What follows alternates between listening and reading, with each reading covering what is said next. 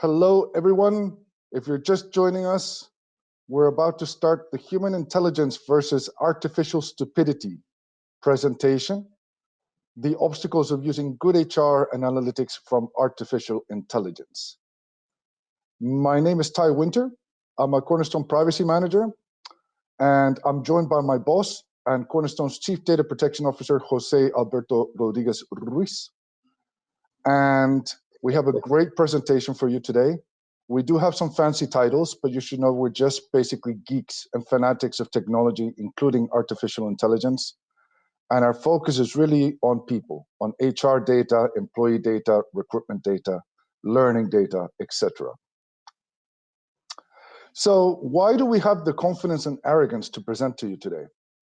Well, we work as part of an organization, Cornerstone, that has been involved in implementing artificial intelligence for a long time. And both in our core products and through acquisitions, even from as early as 2014, we've acquired several data scientists and companies to be able to make our product more AI friendly. And we have done so by privacy by design. We have achieved the ISO 27701 certificate last year, including all of our talent management solution. And not to plug in our company and employer too much, but we have a long and a strategy towards the use of artificial intelligence in our product, including skills engine and what we call people experience platform, which we're launching right now and as part of this year. So there's quite a lot that we have experience in terms of artificial intelligence in the management of people. And we have been challenged quite a bit by clients, by works councils, by data protection officers, by HR teams, by recruitment teams. And that's kind of the experience that we want to share with you today. We have a full agenda for the next 20-something minutes. We're going to talk about the benefits. Yeah, sorry. Yes, sorry to interrupt. I think we were starting with human stupidity. Something is wrong, but they don't see our slides. They don't see our slides. They don't seem to be in presentation mode. So I don't know exactly what we can do to change that.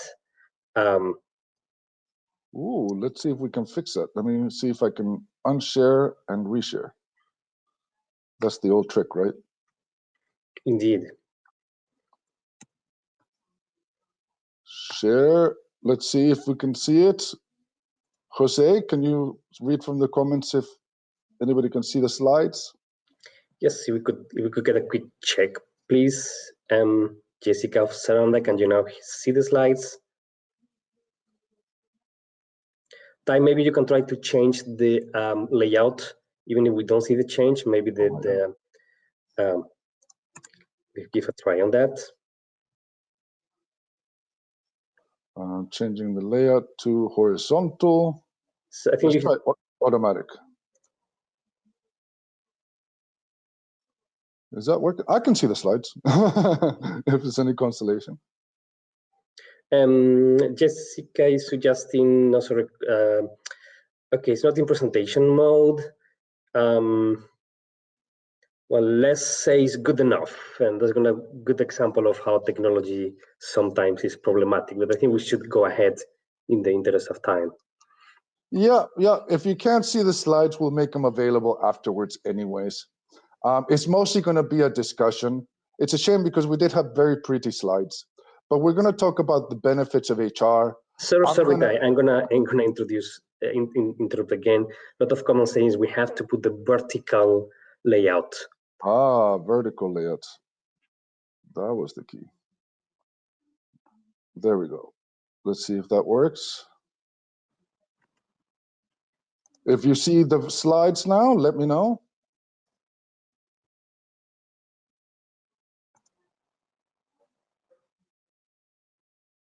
Yeah, can you see the slides? Can you not see the slides?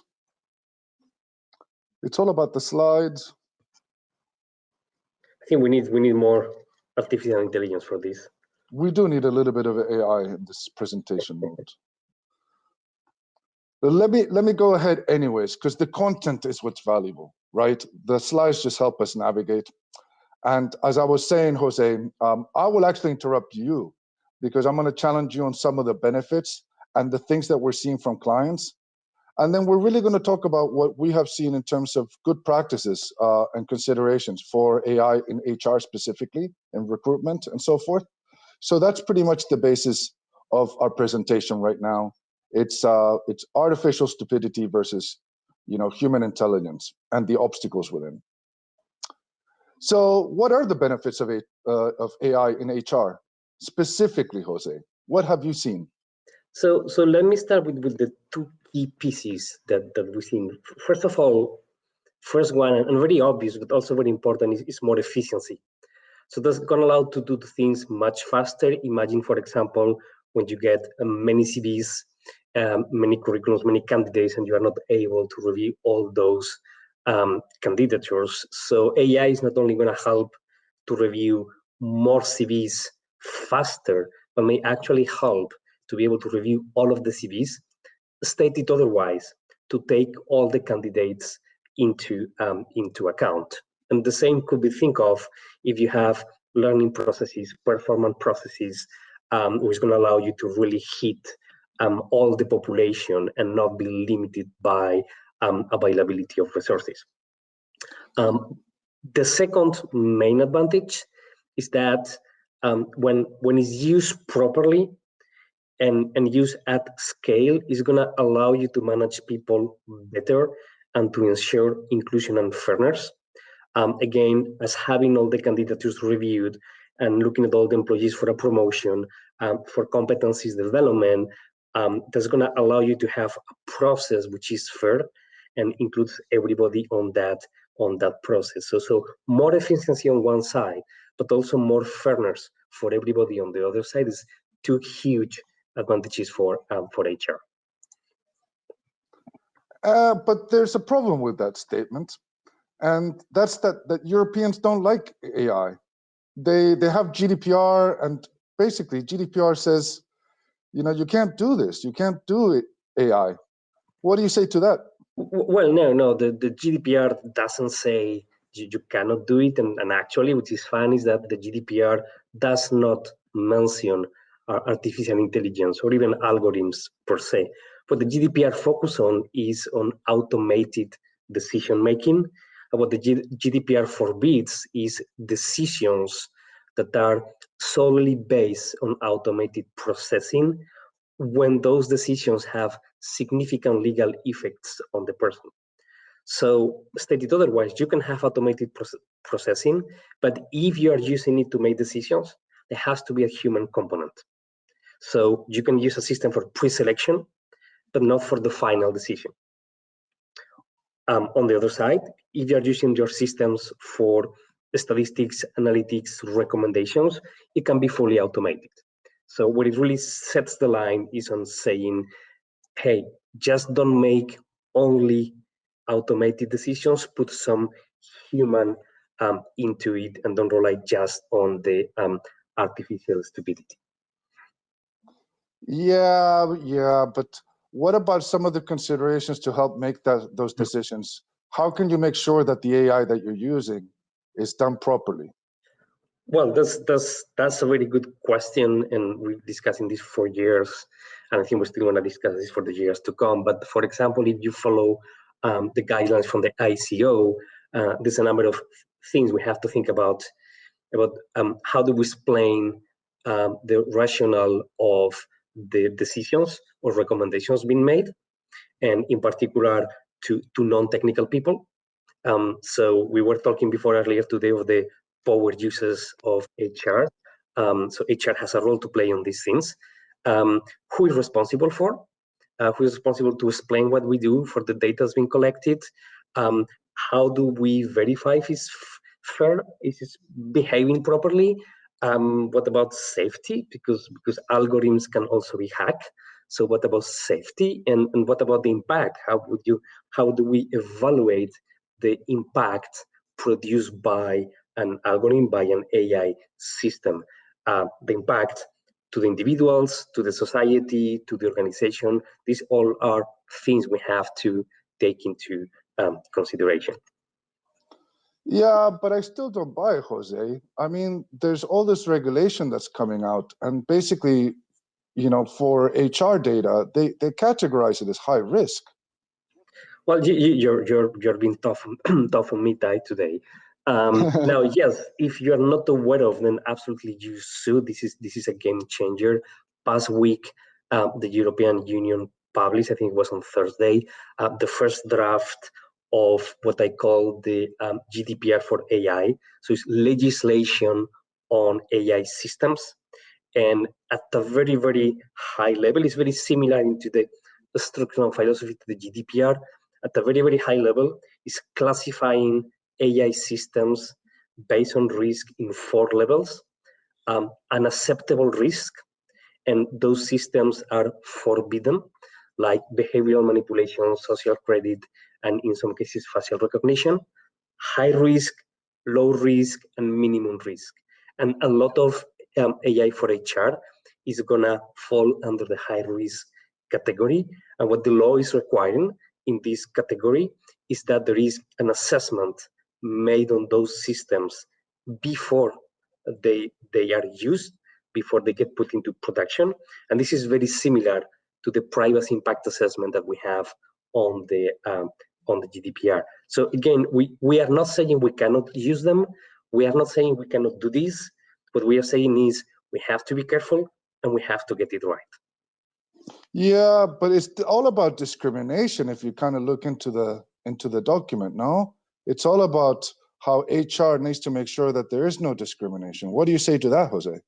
Well, the goal of the law is, among others, is to protect the individuals, to protect the people. Remember that the GDPR is not the regulation on the protection of the data, it's the regulation on the protection of the physical persons.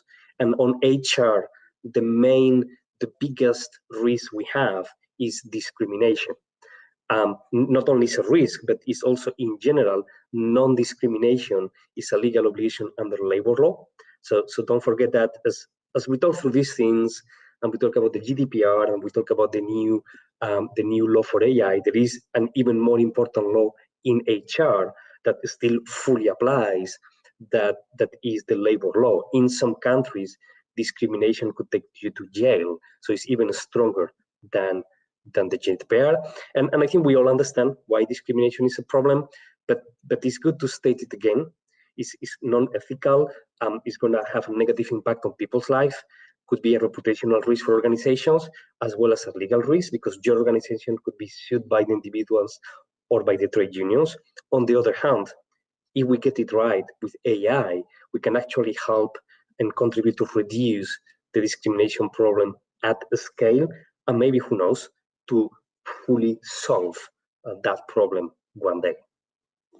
It sounds like there's a lot of considerations, though. I mean, what are some of the things that HR folks can do to make sure that discrimination is not done by a machine or artificially, and that there are good ethics involved? Well, I'm gonna push the question back to you, because until now the difficult questions were for me. So what do you think we could do? Was one of the things you believe we could do to make this happen? Oh, good stuff, Jose. Thanks for pushing it back onto me. Well, obviously, you have to make sure that there's not a lot of bias, and that decisions that you make don't take into account things that could discriminate people or groups. And the only way to do that is to add humanity into it. So you do need to make sure that the results you get, the outputs you get from artificial intelligence or the analytics involved in it, are good by the eye, by the human factor, that they smell right, that they feel right. Then you need to avoid singling out certain groups, and that's something that could happen with AI, because the data needs to be looked at in terms of historically. Just because you've done something a certain way before AI and it worked well, doesn't mean that AI won't expose things, like singling out certain genders or certain races or certain categories and groups of people. And then you obviously need to ensure that they're not exposing individual people as well, that you're not actually discriminating against individual people. And the best way to do that is to use some techniques that have already been in the market for a while, like anonymization, for example, or aggregation. Those types of technologies, technical measures, will not give you 100% safety in these, but will definitely add some security and some privacy and some respectability into the whole nature of AI. When we talk normally about aggregated data, it's usually, we're talking, especially for HR people, we're talking about graphs, you know, so mathematical driven visuals, things that have medians and sums and statistics and maximum and minimum presentations to be able to make proper decisions. They're not singling out any individuals. Where anonymization comes in is when you're able to deduct those outputs and get those results by actually having what are called anonymization tunnels, or black boxes and white boxes, making sure that the data that is analyzed goes through the least amount of personal data possible. And anonymization is a great technique to be able to do that, but it's also not 100% secure. So the human aspect, HR professionals, individuals, the AI super users, the people that are making decisions based on these outputs are the ones that really will make those decisions possible and the ones that have to take accountability. Having said that, that opens it up for human error and confusion, Jose. And I don't know if you know of any cases where humans have made mistakes with using technology before. So of course we know some of these examples. Now I just want to come back for a moment of what you were saying, because I think that you are saying is that the more we can use anonymous data and or statistical type of AI, the better. And I think that's a very important idea. And as we have and we develop these complex systems with multiple components in terms of the AI models and the application and so on, the more we can just rely on anonymous and statistical data, and or the more than the internal components of those systems only need anonymous data, generally speaking, the better. Now, anonymous is not the magic solution, because sometimes we do need to have a recommendation for an individual person. We do need to evaluate an individual person, but it's not all the time. So I think it's very, very important to keep in mind that the more we have anonymity, let me put it that way, the better. Now, there is, unfortunately, that's not enough. We still have to be in control and understand what are we doing and how it works. And a very now infamous example was Amazon Web Service hiring algorithm that was developed a few years ago. So this is an algorithm that was developed to recommend candidates. And this algorithm was not taking per se information like gender in consideration. It was just looking at the CVs. However, it completely malfunctioned because it was generally and mostly recommending male candidates. And we wanted to get a little bit into detail of this and how that happened. And it's very interesting because despite the algorithm not being taking gender per se as a criteria, the algorithm was built on CVs for the last 10 years. And of those CVs, historically, this is still the case on IT, most candidates, most people were men. And what happened there is that the algorithm, while building the model and picking up on the content of the CVs, started to pick up on things like which school people is coming from, which type of language you will have into those CVs. For example, I've been part of the women rugby team, and also it turns out that it was, when you look at the language, men and women don't use exactly the same type of vocabulary. So it was simply realizing that through the amount of data available, a certain type of vocabulary was linked to successful candidates, to a majority of successful candidates, and a given type of vocabulary was linked to the candidates that were a smaller set. And therefore, it started to discriminate CVs that will have language that will appear less than what we call male type of language, and as a consequence, and very wisely, they actually stop using this algorithm. It was humans that stopped it, though. We can't keep faith in humanity, right? We can, but I think it's very interesting here is humans made it, humans stop it. Could we have captured that somewhere in the middle prior to putting this into production? Was this an issue because there were not enough women on the teams that developed those systems, and therefore testing didn't realize this issue? Was it that it was not test enough? So humans made it, humans fail, human catch it up, and humans fix it. We need to move these test and fix earlier in the process. Yeah, I think I've done enough challenging of you, Jose. Maybe we can cut down to some key takeaways and conclusions. So yes, no more questions, please. And let's go through a few conclusions. As we said, apologies for the little technical stupidity we're having here. We'll share the slides.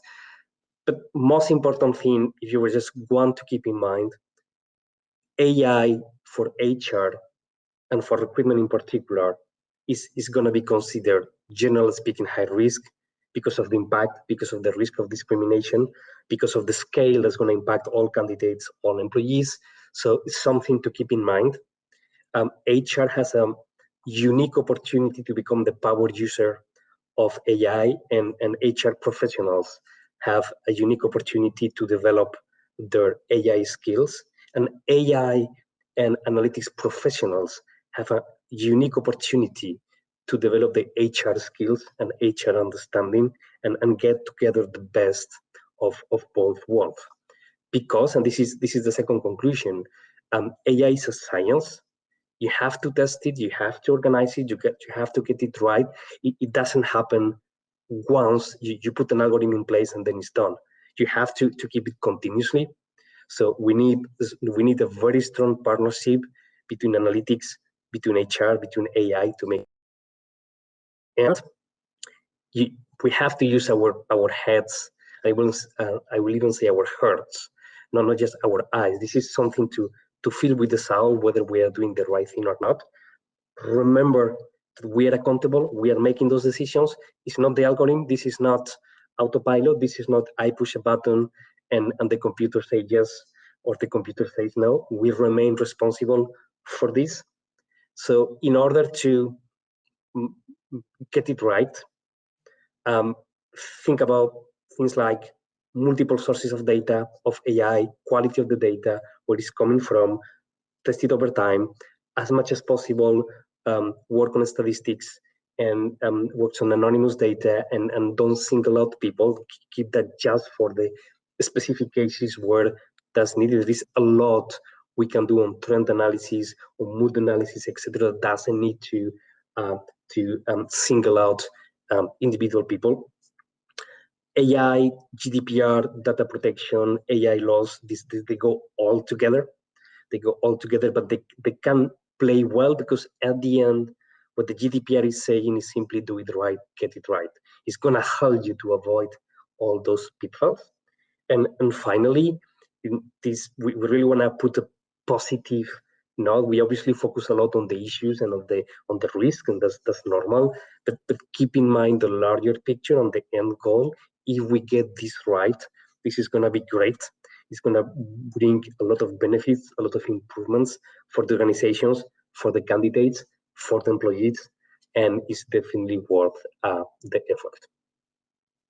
Excellent, Jose. I think in terms of analogies, the one about using Google Maps while you're driving is a good one with AI.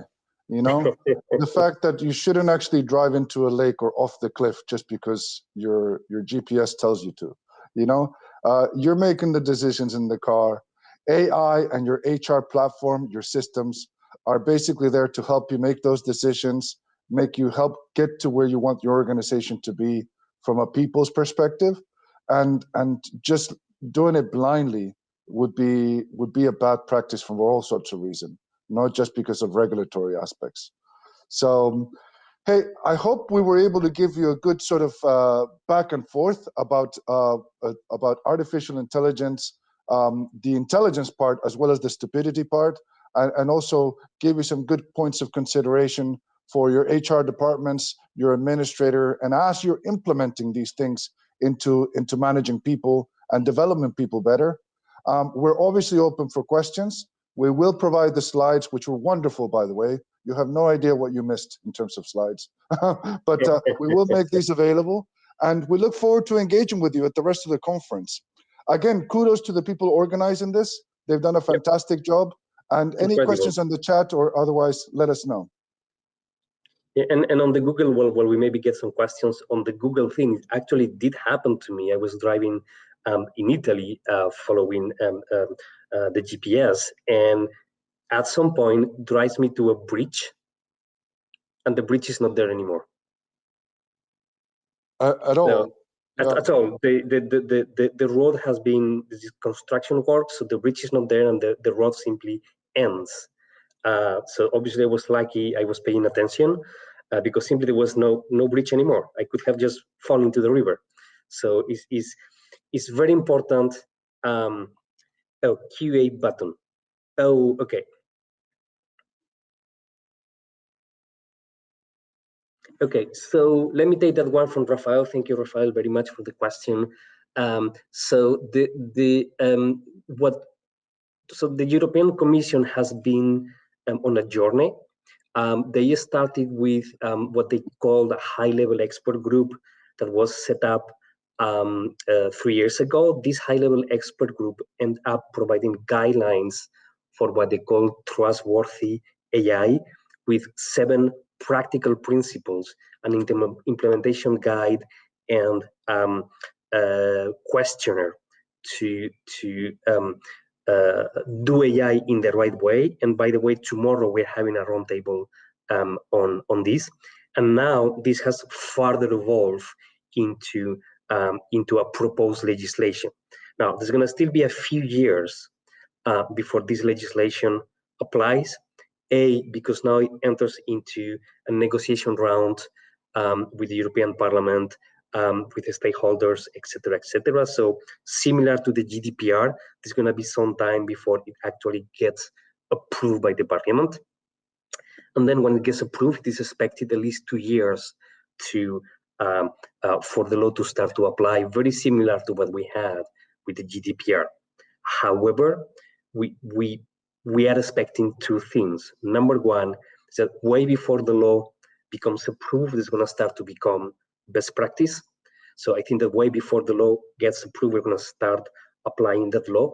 And second, on this risk classification level of systems, for what they are called high-risk systems, as of today, the draft does say that you cannot put a high-risk AI system on the market if it has not gone through proper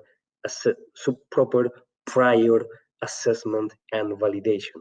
So the EU is taking a very, very strong stand on the way we build and develop AI, and it's taking a very different position than China or the US, for example. But don't be fooled by that. In the US, there are also laws that are starting to be developed at the state level on AI with very similar considerations. So I see a clear direction we are moving to about making sure AI systems work well before they are deployed at scale.